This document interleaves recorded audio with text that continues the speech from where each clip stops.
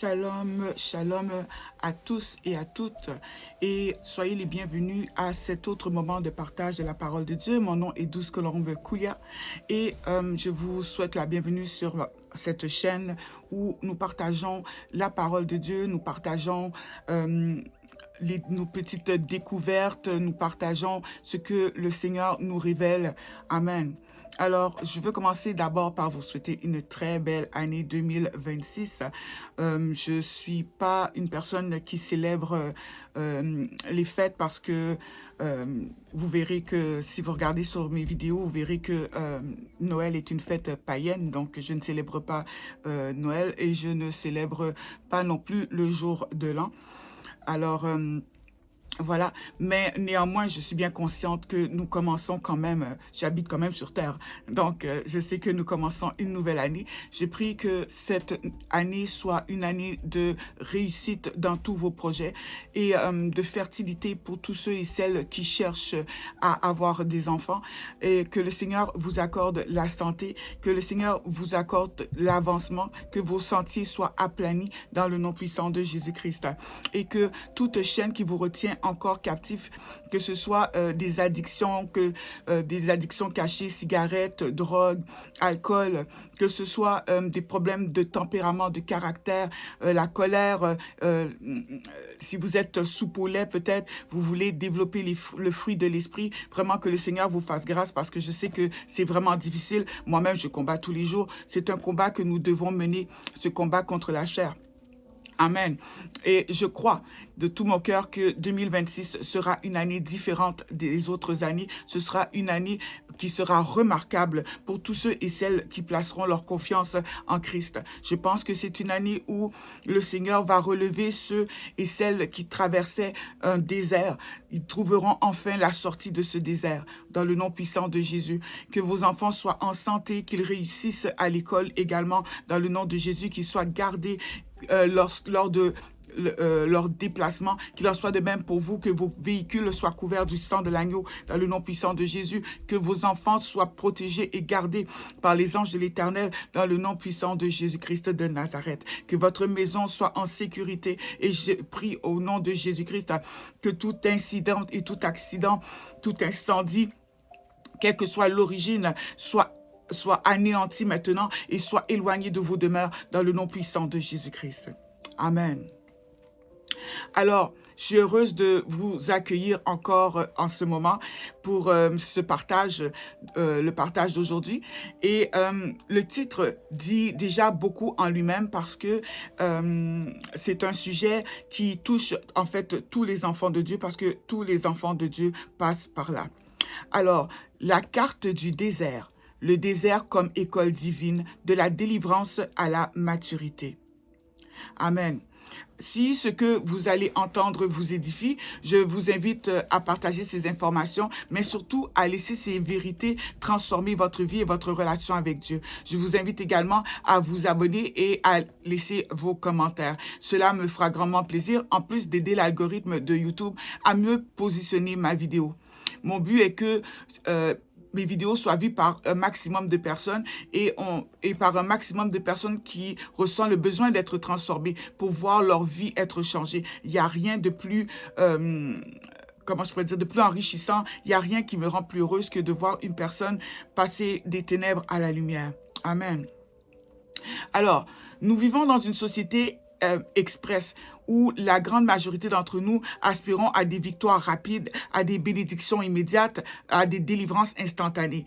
Notre monde nous a conditionnés aux solutions express, vite fait, bien fait et avec le moins d'efforts possible. Cependant, la vie spirituelle et les lois spirituelles n'obéissent pas aux lois du marketing. La maturité en Christ, ça ne s'achète pas en ligne, elle ne se télécharge pas, elle ne s'obtient pas non plus en 3 étapes faciles. La maturité spirituelle, c'est quelque chose qui se gagne, c'est quelque chose qui se cultive, c'est quelque chose qui s'apprend. Et c'est quelque chose qui se met en pratique et qu'on doit vivre.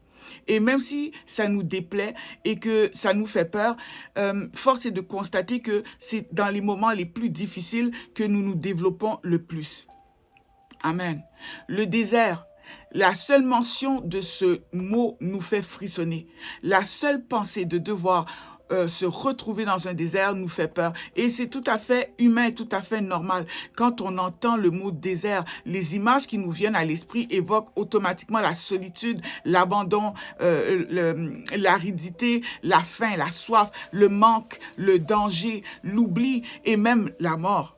Lorsqu'on marche dans le désert, on voit des dunes de sable à n'en plus finir. Il n'y a rien à l'horizon et même, il y a même pas de point de repère parce que même les traces de pas que nous laissons dans le sable est effacée aussitôt lorsque le vent se lève. Alors oui, le désert, nous préférons vraiment l'éviter.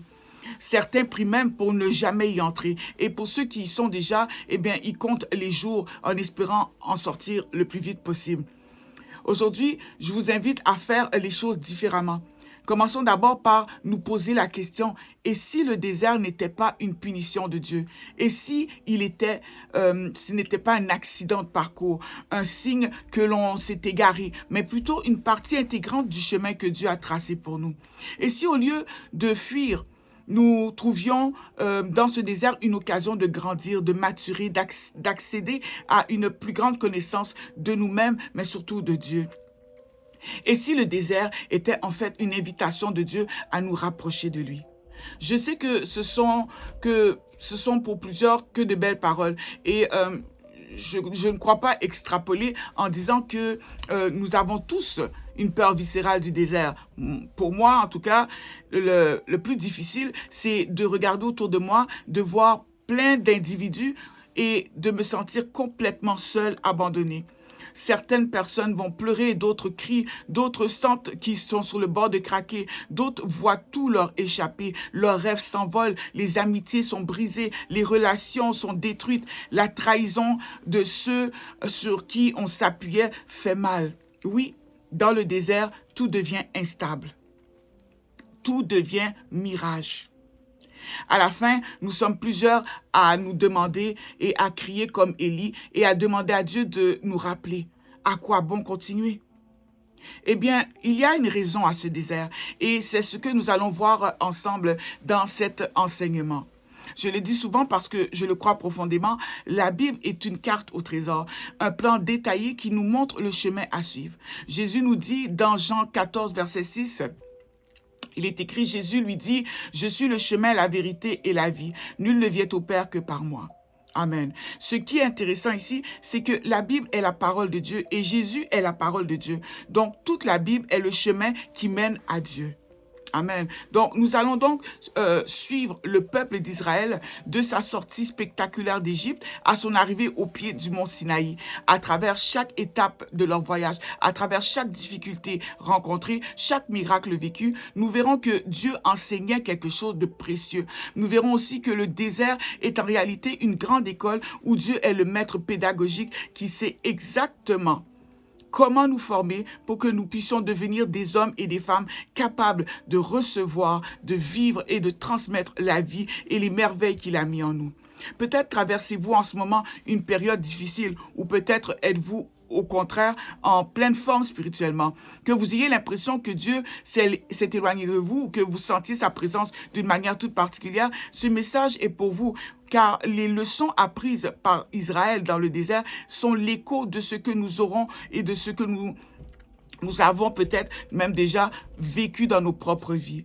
En comprenant comment Dieu les a guidés, vous comprendrez davantage comment Dieu vous guide aussi.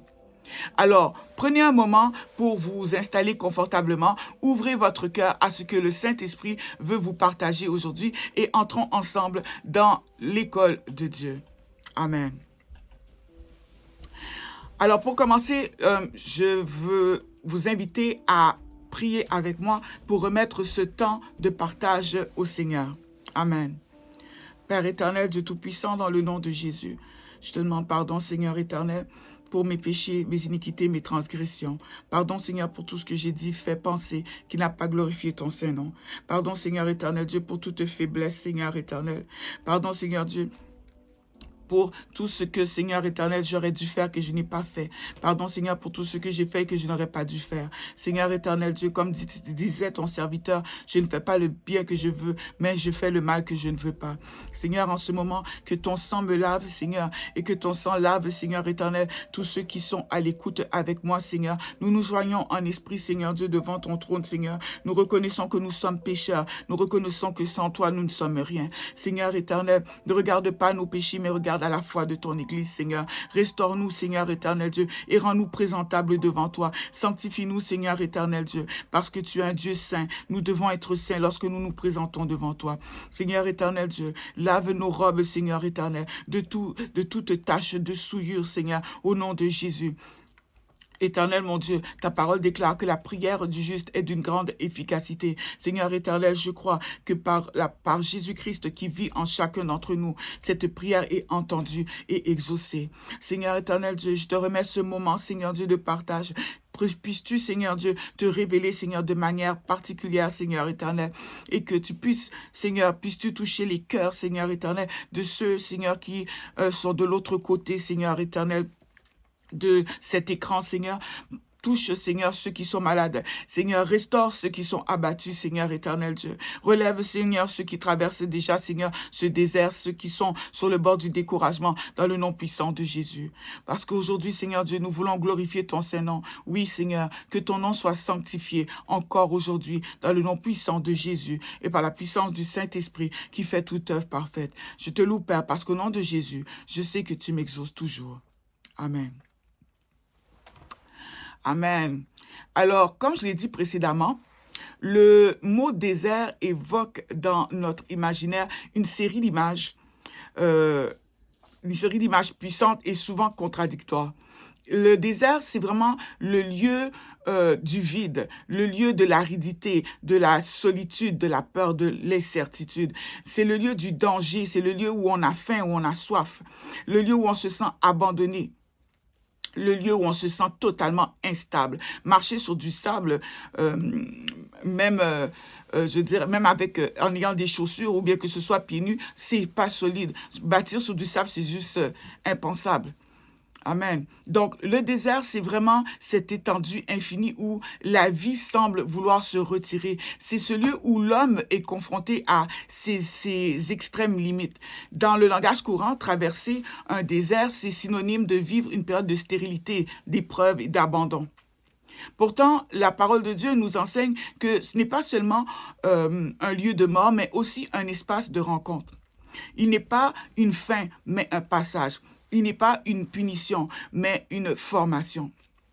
D'ailleurs, ce qui est intéressant, c'est que le mot désert se dit dabar en hébreu, ce qui signifie parole, parler, bouche. Voilà, ça signifie bouche. Et c'est très étrange parce qu'on se dit, quel est le rapport de bouche et puis désert? Oui, le mot désigne désert, pâturage, mais il désigne aussi bouche. Et qu'est-ce qui sort de la bouche? Ce sont des paroles. Donc, pourquoi je dis ça? C'est simplement parce que le désert est un lieu où Dieu vient nous parler. L'histoire du peuple d'Israël qui sort d'Égypte, où ils étaient esclaves, pour entrer en terre promise, est le paradigme, c'est-à-dire le modèle de notre propre cheminement spirituel. C'est une histoire qui commence par une délivrance spectaculaire. La mer Rouge qui s'ouvre en deux, l'armée de Pharaon, qui est l'armée la plus puissante du monde à ce moment-là, qui se fait anéantir et et cette histoire devrait logiquement se poursuivre par une entrée triomphale et immédiate dans l'héritage qui a été promis. Pourtant, ce n'est pas du tout ce qui se passe. Entre le moment de la délivrance et l'arrivée à destination, Dieu a inséré une période longue, déroutante et exigeante, le désert. Mais pourquoi?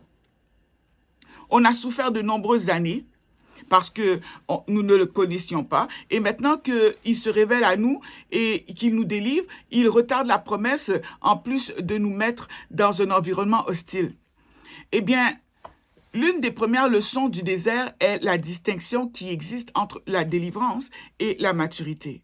La sortie d'Égypte, la traversée de la mer Rouge, la destruction de l'armée de Pharaon ont été des miracles ponctuels. En un instant, le peuple d'Israël est passé de la servitude à la liberté. C'est une image parfaite de notre propre conversion. En un instant, par la foi en l'œuvre de Christ et en sa déité, nous passons des ténèbres à son admirable lumière, du royaume de Satan au royaume de Dieu. Nous sommes sauvés, justifiés, adoptés. Mais si la délivrance est instantanée, la maturité, elle est un processus. La délivrance intérieure prend bien plus de temps. Nous avons peut-être quitté l'Égypte, mais l'Égypte n'est pas sortie de nous. On peut être libre de manière légale, on peut être libre légalement, changer de statut, mais conserver une mentalité d'esclave.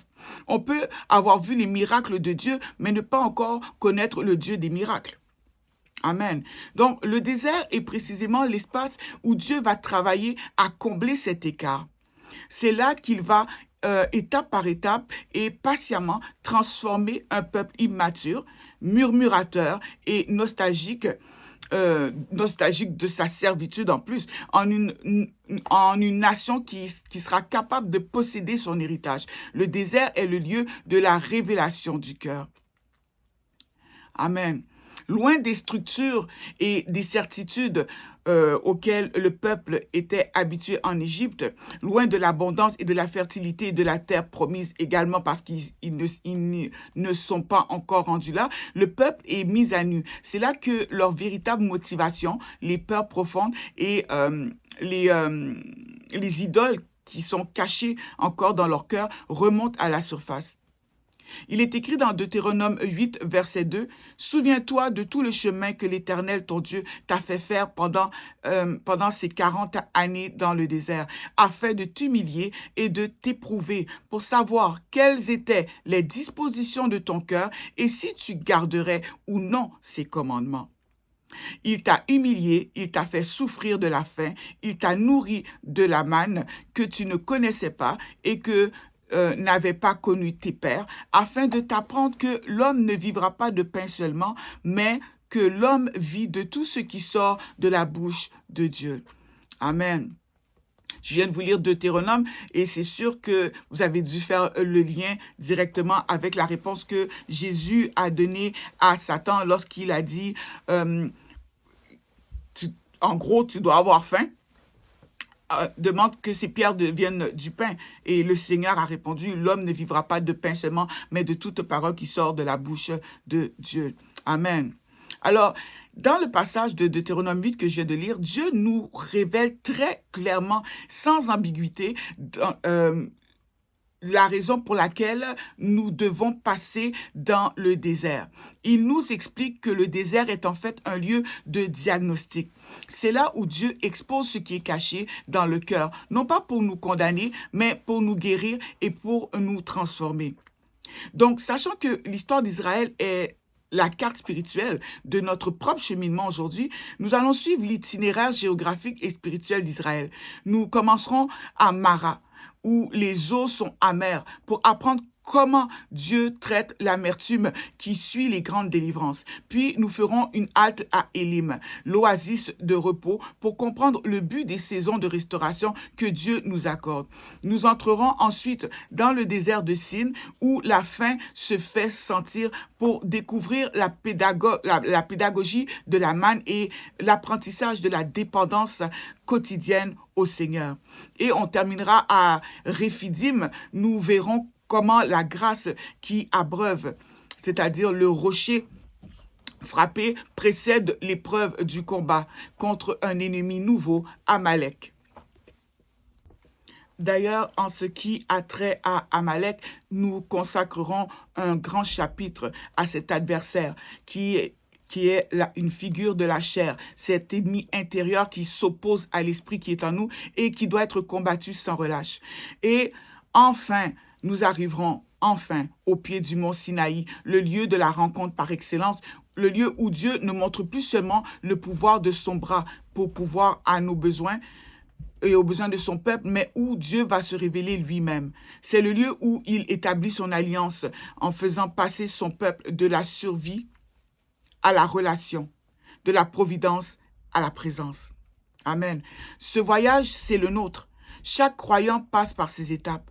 Comprendre la logique du désert, c'est en quelque sorte recevoir les clés pour traverser nos propres épreuves. Non pas en subissant comme si c'était une fatalité, mais en l'accueillant en l'accueillant favorablement parce qu'on y voit des opportunités, une opportunité de croissance. C'est passer d'une foi de consommation, c'est-à-dire on passe notre temps à demander, demander, demander. C'est passer d'une foi de consommation à une foi d'alliance. C'est apprendre à reconnaître la voix du berger, même dans l'aridité et dans le silence.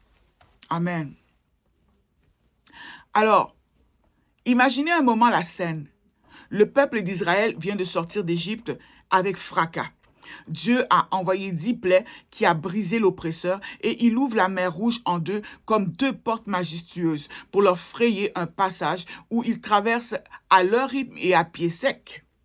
C'est un moment si grandiose qu'aucun humain ne pourra prétendre ne jamais avoir entendu parler de ce moment. Dieu rabat l'eau sur l'armée de Pharaon et la victoire est totale.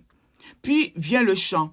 Dans Exode 15, verset 21, nous lisons que la prophétesse Marie, sœur d'Aaron, prend un tambourin dans sa main et se met à danser et à chanter. Et toutes les femmes vinrent après elle avec des tambourins et se mirent elles aussi à danser.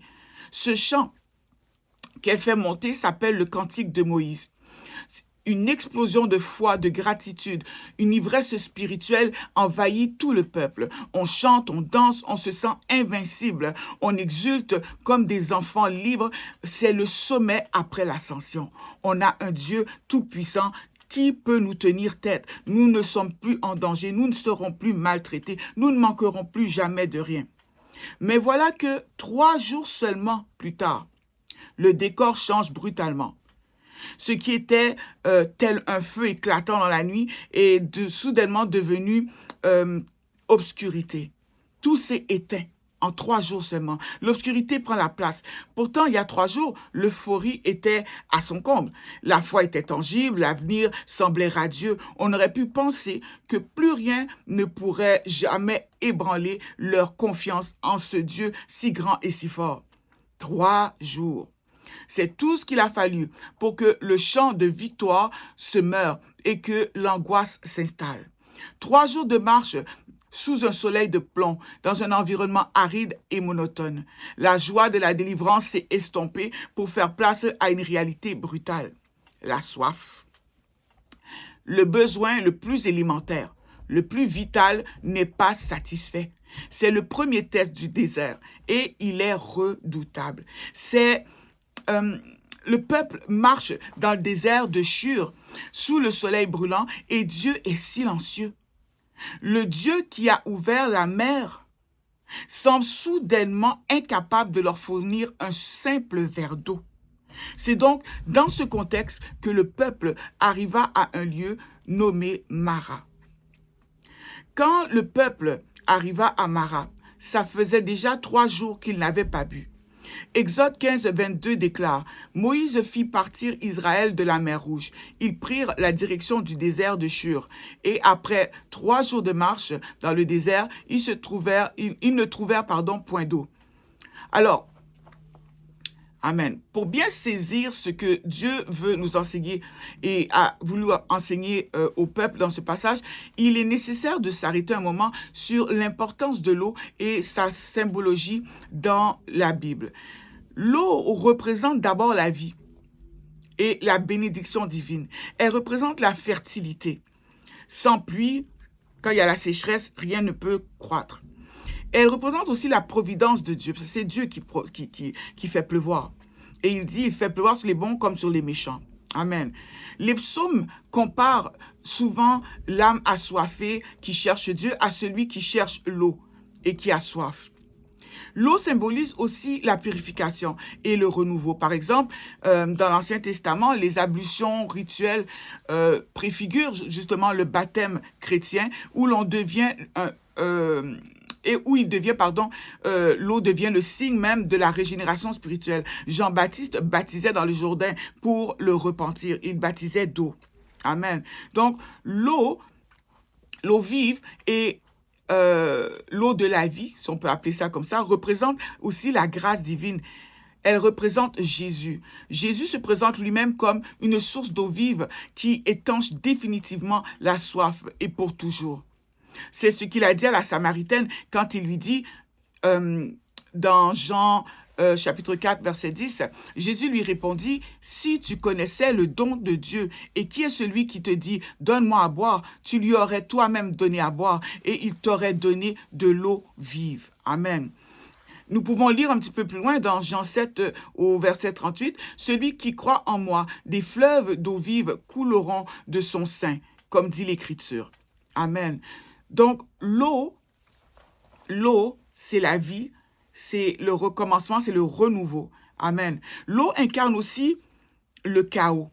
Oui, il incarne le chaos, le chaos primordial, il incarne la destruction. Rappelez-vous que au commencement, Dieu créa les cieux et la terre, et après ça, un peu plus tard, le Seigneur séparera les eaux d'en haut des eaux d'en bas. Amen. Donc, c'est Dieu qui met de l'ordre dans ce qui était, disons,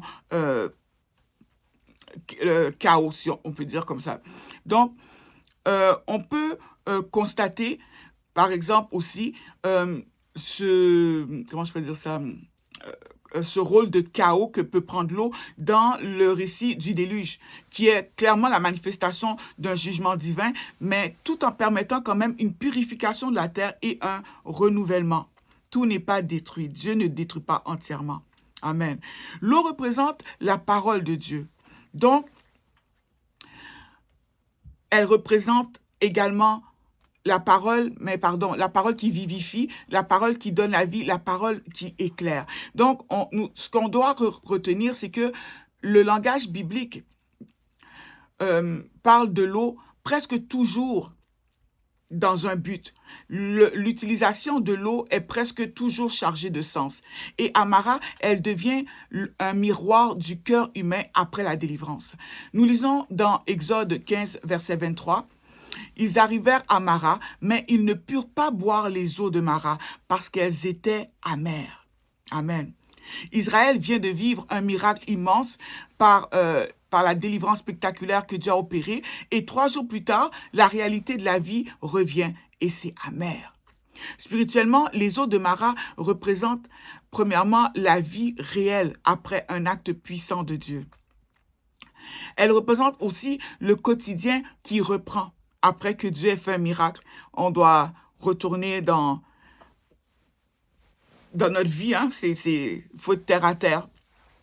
Ça représente aussi les circonstances de la vie qui ne sont pas toujours agréables. Donc oui, on est passé par un moment où il y a eu un grand miracle, où le Seigneur nous a fait passer des ténèbres à son admirable lumière, mais c'est pas tout. Il faut qu'on recommence à vivre sur cette terre. Amen. Donc, l'eau représente notre changement de statut, mais elle ne représente pas notre changement de cœur. Deuxièmement, l'amertume de l'eau révèle que le cœur du peuple était aussi amer. Le texte dit que l'eau est amère, mais la réaction du peuple révèle que leur cœur est tout aussi amer, sinon plus même. Nous pouvons lire dans Exode 15, verset 24, « Le peuple murmura contre Moïse. » Amen. L'amertume est liée directement aux blessures non guéries. Elle est liée aux attentes déçues. Elle est liée aux souvenirs douloureux. À Mara, le Seigneur nous enseigne une vérité. On peut être délivré extérieurement et être prisonnier intérieurement par l'amertume. Dans Exode 15, 25, Dieu montre à Moïse un bois qu'il jette dans l'eau et l'eau devient douce. C'est un geste qui est chargé de puissance spirituellement. En effet, le bois ne change pas la source. C'est toujours les eaux de Mara. Il change la nature de l'eau. Ce bois est une préfiguration de la croix. Si vous vous souvenez bien, il est écrit « Maudit soit celui qui est pendu au bois ». Amen. Donc, ce bois qui a été jeté dans l'eau et qui a rendu l'eau douce, c'est la croix de Christ. C'est la croix. La croix ne nie pas notre souffrance, mais elle la transforme. Personnellement, mon cheminement correspond exactement à ce que nous voyons comme cheminement dans ce passage. Après ma conversion, j'étais convaincue que ma vie allait devenir facile, légère, agréable, abondante, libre de toute douleur. Après tant d'années de souffrance, j'étais enfin réellement libre. Mais quelques jours suivant ma conversion, j'ai très vite déchanté quand j'ai commencé à subir l'oppression de différentes personnes issues de mon passé. Insultes, humiliations, critiques, violences verbales, pour ne nommer que cela. Et ça a été pour moi un lourd fardeau. C'est ça qui m'attendait après ma délivrance extraordinaire et surnaturelle. Et comme le peuple d'Israël à Mara, je suis devenue triste et amère. Je dis devenue parce que je me disais en tout cas à l'époque que, et au départ lorsque je murmurais, que c'était à cause des difficultés que je rencontrais. Quitter la maison parentale alors que je n'avais aucune place où aller dormir, me résigner à dormir dans la rue, avoir faim, voir mes anciens collègues de l'école me dévisager en me voyant assise sur le banc du métro, alors qu'eux partaient à l'école. C'était dur, mais Dieu m'a exposé aux eaux de Mara et j'ai vu le reflet de mes douleurs. Amen. L'eau amère extérieure ne fait que refléter l'amertume intérieure. C'est une loi spirituelle. Nos réactions face aux difficultés et aux déceptions de la vie sont le symptôme de blessures qui sont non guéries. Ce sont des symptômes de blessures de notre passé. Quand la réalité ne correspond pas à nos attentes, quand la promotion n'arrive pas, quand la maladie frappe, quand une relation se brise, quand nos prières semblent rester sans réponse, l'amertume que nous ressentons devient disproportionnée par rapport à l'événement lui-même. Pourquoi? Eh bien, c'est parce que l'épreuve que nous traversons à ce moment-là vient gratter une vieille plaie. Elle vient réveiller une amertume qui était déjà dormante. Dieu nous fait passer par Mara pour exposer justement cette racine d'amertume et pour nous guérir. Amen. Je tiens à faire un nota bene ici. Il est important de bien comprendre la différence entre plainte et murmure.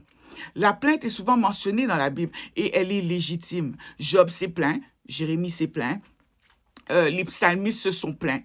La plainte adressée à Dieu est en fait une forme de prière. C'est un cri de douleur, d'incompréhension, de foi qui cherche Dieu au milieu de l'épreuve.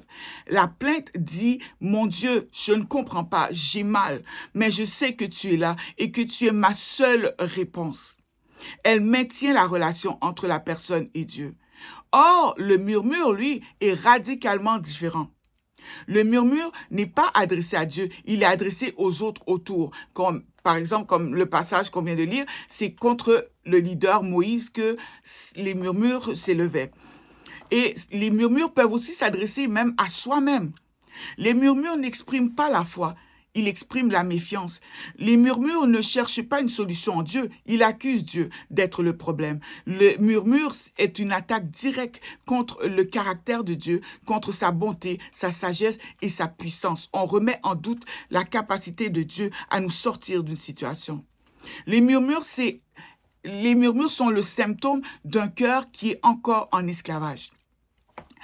Si vous connaissez, on connaît tous des gens qui murmurent beaucoup. Lorsque on voit ça, c'est un signe que le cœur de cette personne est encore en esclavage. Même si extérieurement il est converti depuis 20 ans, le cœur est encore en esclavage. L'esclave n'est pas responsable, il subit. L'esclave ne peut pas agir, alors il critique. L'esclave ne peut pas changer sa situation, alors il murmure. En murmurant, Israël a montré qu'il a quitté l'Égypte, mais que l'Égypte ne l'a pas quitté. Amen. Israël n'a pas encore appris le langage de la liberté et de la responsabilité, c'est-à-dire le langage de la prière et de la foi. Dieu doit donc leur enseigner une nouvelle façon de répondre à l'épreuve. Amen. Maintenant, le bois qui a été jeté dans l'eau, c'est ça la solution. La solution, c'est la grâce. Face au murmure du peuple, la réaction de Moïse a été exemplaire. Il ne se justifie pas, il ne condamne pas le peuple non plus.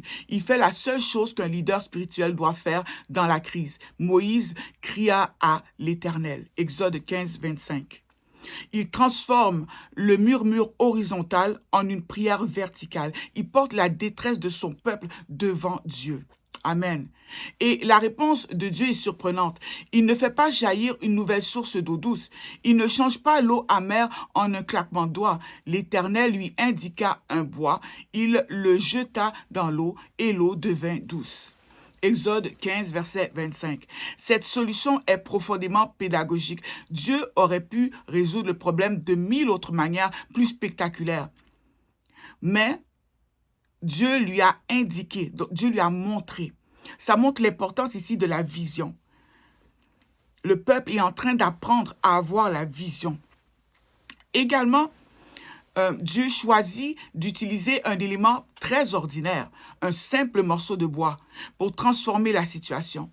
Il associe aussi Moïse à la solution, lui demandant de poser un acte de foi. Voyez-vous à quel point tout cela est en fait une préfiguration de tout ce que le chrétien est appelé à faire aujourd'hui. Plus important encore, Dieu ne supprime pas la source de l'amertume. L'eau est toujours l'eau de Mara, mais il y introduit un élément qui la transforme de l'intérieur. C'est une image qui est puissante et qui révèle la manière dont Dieu agit dans nos vies. Il ne nous retire pas toujours de nos situations difficiles. Il ne supprime pas toujours les personnes, les souvenirs ou les circonstances qui génèrent l'amertume en nous. Mais il nous donne un bois et un bois à y jeter et un élément de grâce qui transforme l'amertume que nous ressentons en douceur. Amen. Jeter la croix. Concrètement, qu'est-ce qu'on veut dire par là? Eh bien, voyez-vous, jeter le bois dans l'eau amère, ça représente jeter la croix sur nos souffrances. C'est les regarder avec la lumière de l'amour de Dieu manifesté en Jésus-Christ. C'est comprendre que si Dieu a donné son Fils pour nous, il ne peut pas être indifférent à notre douleur. C'est croire que la même puissance qui a ressuscité Jésus-Christ d'entre les morts est à l'œuvre pour nous, même si nous ne la voyons pas. Amen. Jeter le bois dans l'eau amère, c'est aussi jeter la croix sur notre amertume. C'est appliquer le pardon que nous avons reçu en Christ et le pardon que nous sommes appelés à accorder à ceux qui nous ont blessés. La croix brise le cycle de l'amertume et de la vengeance. Elle nous permet de libérer les autres, mais aussi de nous libérer nous-mêmes du poison du ressentiment. Amen. Troisièmement, jeter le bois dans l'eau. Ça revient aussi à jeter la croix sur notre orgueil. C'est accepter que nous ne contrôlons pas tout et que nous avons besoin de la grâce de Dieu à chaque instant. C'est renoncer à nos murmures et à nos exigences pour nous abandonner avec confiance à sa volonté souveraine et aimante. C'est croire que vraiment, oui, c'est vrai, toute chose concourt au bien de ceux qui aiment Dieu. La croix ne change pas le passé, mais elle change le sens. Elle ne supprime pas l'épreuve, mais elle la remplit de la présence et de la puissance de Dieu. Elle transforme l'eau amère de nos regrets, de nos blessures et de nos déceptions en une source de guérison et de vie. Alors, que devons-nous retenir de tout cela? Eh bien, juste après le miracle, le texte insère une parole divine vraiment fondamentale et qui dit beaucoup. Il est écrit: ce fut là que l'Éternel donna au peuple des prescriptions et des ordonnances, et ce fut là qu'il le mit à l'épreuve. Il dit: si tu écoutes attentivement la voix de l'Éternel ton Dieu, si tu fais ce qui est droit à ses yeux, si tu prêtes l'oreille à ses commandements, et si tu observes toutes ses lois, je ne te frapperai d'aucune des maladies dont j'ai frappé les Égyptiens, car je suis l'Éternel qui te guérit. Amen. Exode chapitre 15, versets 25 et 26. Ici, c'est la première fois dans la Bible que Dieu se révèle sous ce nom. Yahweh Rapha, l'Éternel qui guérit. Et il le fait à Mara, le lieu même de l'amertume. C'est d'une importance capitale parce que avant de se révéler comme celui qui pourvoit, Jéhovah Jireh, celui qui est notre bannière, Jéhovah Nissi, ou Yahweh Nissi, ou celui encore qui nous sanctifie, Yahweh Mekadesh, Dieu se présente comme le guérisseur. La leçon est claire. Dieu doit guérir l'amertume avant de commencer à bâtir avec nous. Il doit traiter les blessures intérieures que nous avons avant de pouvoir construire avec nous une relation solide et mature. Beaucoup d'entre nous, beaucoup de chrétiens sont bloqués à Mara depuis parfois des années, des décennies. Ils ont été délivrés, mais ils n'ont jamais véritablement guéri de leur amertume passée. Chaque nouvelle épreuve ne fait que réactiver leurs vieilles blessures et ils répondent par le murmure, le cynisme ou le retrait. Ils attendent que Dieu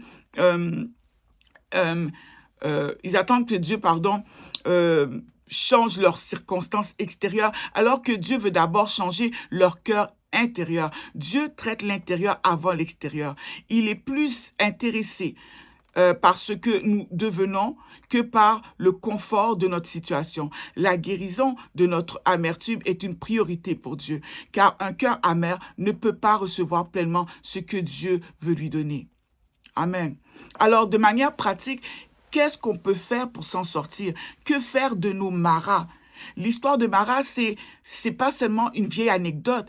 Non, l'histoire de Mara, c'est notre histoire à nous aujourd'hui. La parole de Dieu est toujours d'actualité. Elle ne passe jamais. Amen. Alors, la première chose qu'on peut faire et qu'on doit faire, c'est de reconnaître et nommer l'amertume.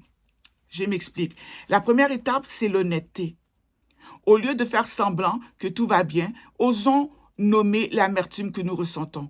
Amertume contre Dieu pour une prière non exaucée, amertume contre une personne qui nous a trahis, amertume contre nous-mêmes pour nos échecs.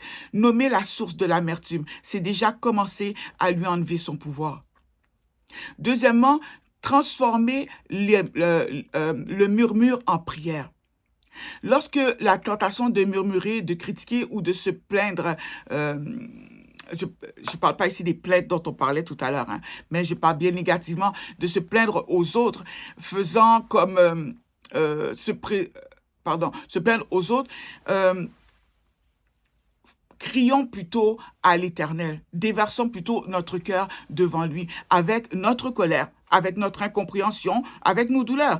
Dieu est assez grand pour tout entendre. Une amertume exprimée à Dieu dans la prière peut être guérie. Une amertume ruminée dans le silence ou partagée dans le murmure va finir par s'infecter et empoisonner tout votre être. Amen. Troisièmement, appliquer le bois de la croix. Consciemment, par un acte de foi, choisissons de regarder notre situation amère à travers le prisme de la croix. Demandons au Saint-Esprit de nous montrer comment la grâce de Christ peut transformer cette situation. Cela peut impliquer de pardonner, de renoncer à un droit, de changer notre perspective ou simplement de nous abandonner à Dieu avec une confiance renouvelée. Amen. Quatrièmement, il faut être prêt à recevoir l'identité de Yahweh Rapha. Croyons que Dieu est pour nous aujourd'hui l'Éternel qui guérit. La guérison de l'amertume n'est pas une auto-persuasion. J'entends souvent des gens dire « mais je l'ai pardonné, ça ne me fait plus rien ». C'est de l'auto-persuasion, c'est pas ça le pardon. C'est une œuvre, le pardon c'est une œuvre surnaturelle de l'esprit. Demandons-lui de venir sonder notre cœur, de mettre en lumière les racines d'amertume qui sont encore cachées et de nous appliquer son baume de guérison. C'est un processus qui peut prendre du temps, mais il est essentiel pour notre croissance. L'amertume, si elle est non traitée, est l'un des plus grands poisons de la vie spirituelle. Elle conduit à la critique, au jugement, à l'isolement, à la perte de la joie. Elle nous empêche de goûter à la bonté de Dieu et de recevoir les bénédictions qu'il a pour nous. En nous conduisant à Mara, Dieu nous offre une opportunité extraordinaire, celle d'être guéris en profondeur, afin qu'on puisse enfin, jouir de ce qu'il nous a réservé, afin aussi que nous puissions continuer notre route, non plus comme des esclaves qui murmurent, mais comme des enfants libres et confiants. Amen. Car juste après Mara se profile à l'horizon la prochaine étape de la pédagogie divine, l'oasis d'Élim, le lieu du repos et de la restauration. Mais on ne peut véritablement apprécier la douceur d'Élim que si on a d'abord laissé Dieu traiter l'amertume de Mara. Amen. Alors, avant de passer à la deuxième partie, j'aimerais qu'on incline nos têtes et qu'on déverse nos cœurs devant Dieu. Demandons au Seigneur de nous guérir de l'amertume, de nous guérir de ces blessures du passé. Demandons-lui de jeter dans nos cœurs la lumière divine et qu'il nous révèle les racines d'amertume qui persistent encore, des pardons qu'on a accordés et qu'au final, qu'on vit encore au jour le jour comme une douleur. Lorsqu'on pardonne, on n'a plus de douleur. Si vous ressentez encore de la douleur, c'est que vous n'avez pas été capable de pardonner. Et c'est normal parce que le pardon, comme je l'ai dit, c'est le Saint-Esprit, c'est une grâce. Amen. Prions. Père éternel, Dieu Tout-Puissant, dans le nom de Jésus, je vais te demander, Seigneur éternel Dieu, en cet instant, par la puissance de ton Saint-Esprit, ton intervention divine, Seigneur, dans ma vie et dans la vie, Seigneur, de chaque personne, Seigneur éternel Dieu, qui écoute cette vidéo en ce moment. Seigneur éternel Dieu, tu es l'Éternel qui nous guérit. Tu es notre guérisseur. C'est toi, Seigneur éternel, Yahweh Rapha.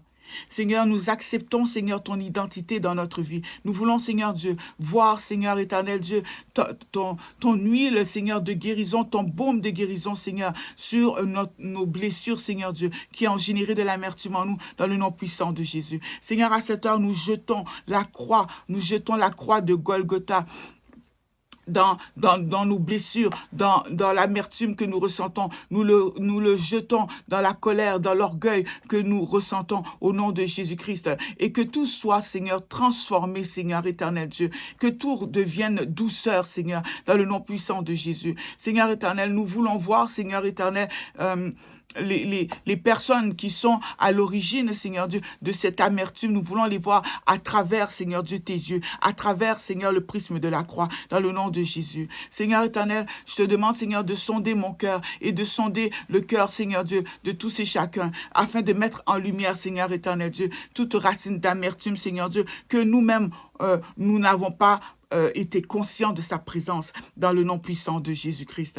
Seigneur, nous voulons être capables, Seigneur Dieu, désormais de voir chaque épreuve comme étant une opportunité de croissance, Seigneur. Nous voulons, Seigneur éternel, voir les épreuves comme quelque chose qui est de toute façon est déjà écrit, déjà prévu, déjà vaincu, dans le nom puissant de Jésus. Nous voulons, Seigneur Dieu, grandir. Nous voulons devenir matures. Nous voulons quitter, Seigneur Dieu, la mentalité d'esclave, Seigneur, pour adopter la mentalité, Seigneur éternel Dieu, d'enfant de Dieu, d'enfant libre, dans le nom puissant de Jésus. Nous voulons apprendre, Seigneur Dieu, la foi et la prière, Seigneur éternel Dieu. Nous voulons marcher, Seigneur, par la foi et, Seigneur Dieu, communiquer avec toi par la prière dans le nom puissant de Jésus. Nous voulons, Seigneur éternel Dieu, transformer, Seigneur Dieu, ce désert en un lieu, Seigneur éternel Dieu, de transformation, Seigneur Dieu. Un lieu, Seigneur, où nous acceptons de nous laisser modeler par toi, Seigneur Dieu. Un lieu, Seigneur, où nous acceptons de dépendre de toi, où nous acceptons, Seigneur éternel, que la chair puisse souffrir